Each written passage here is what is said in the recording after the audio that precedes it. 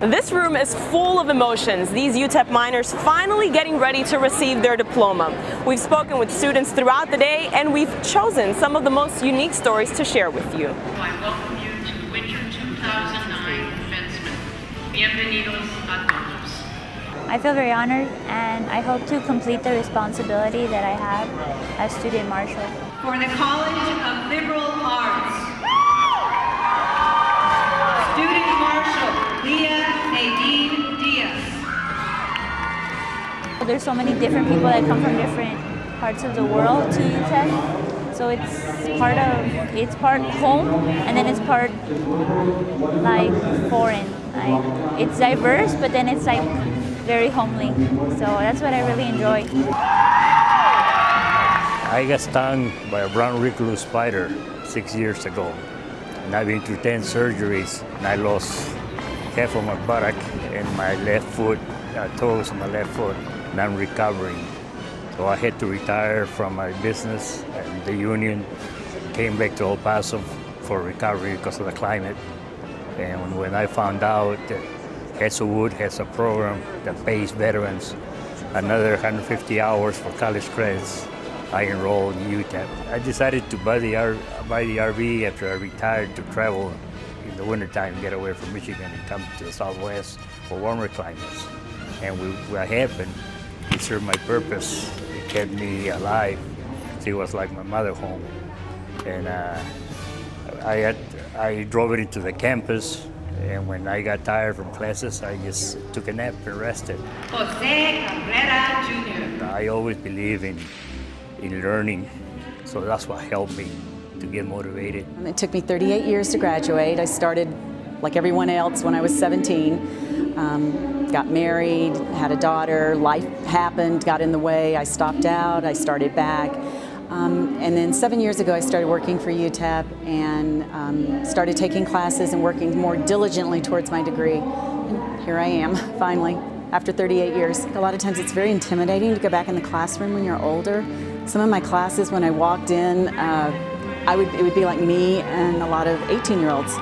And one of the very first classes I walked back into was an art studio class.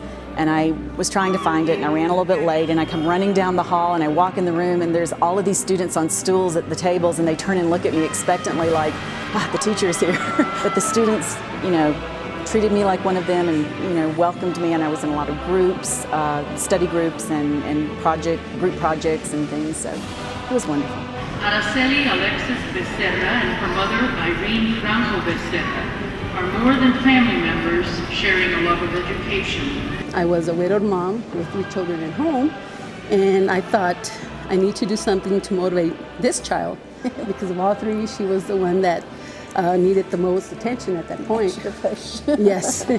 And so we did. I challenged her by telling her that I would start school with her and that we would together see how far we could get and see who would go the furthest.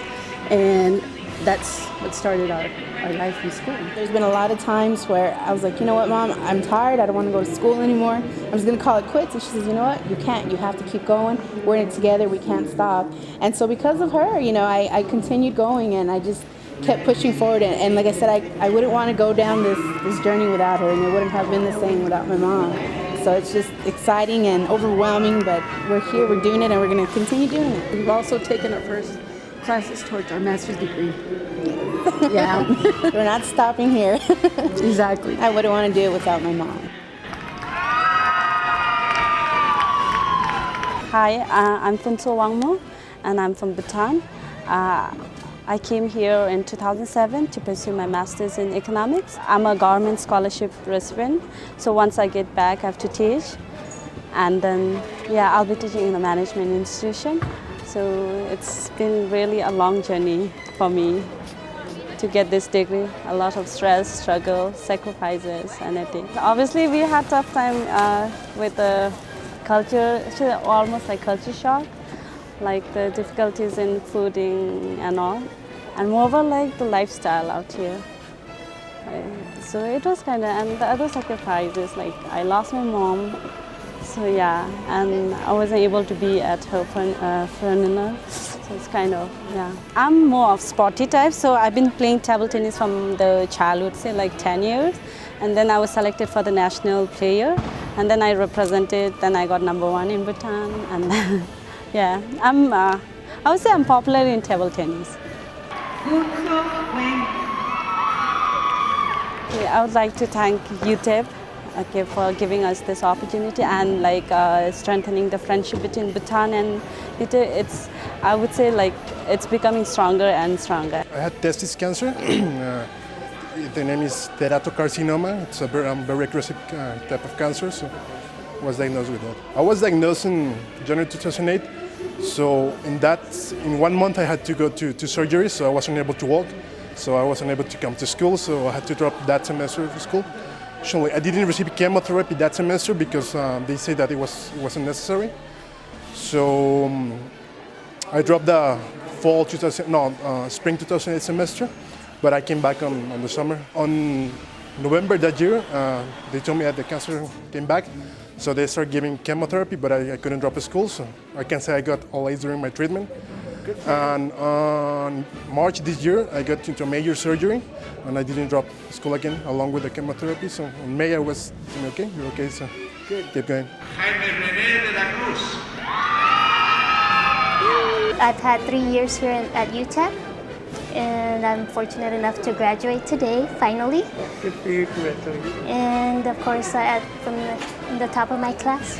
I'm a member of the Student Association of Social Workers, and I am a member of an honor society,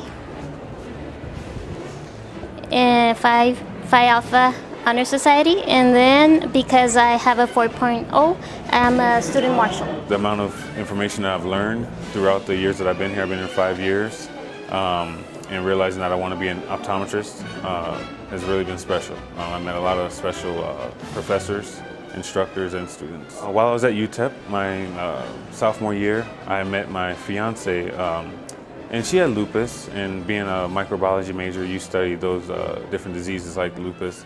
And she actually passed away last Christmas Eve, going into my senior year. We had planned everything out. We were going to get married right after graduation and everything, and it was hard for me to continue.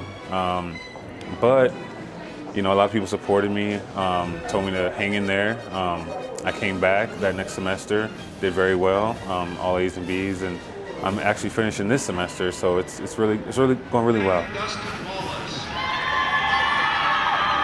I don't think I've truly understood the honor of what I get to do tonight until I'm actually walking down here and leading the faculty in, and then leading the students in and then out of the auditorium. I mean, it's overwhelming to think that they thought this much of me and that I've had so much support to be able to do this. We were rear-ended by somebody who was texting, and I broke my neck.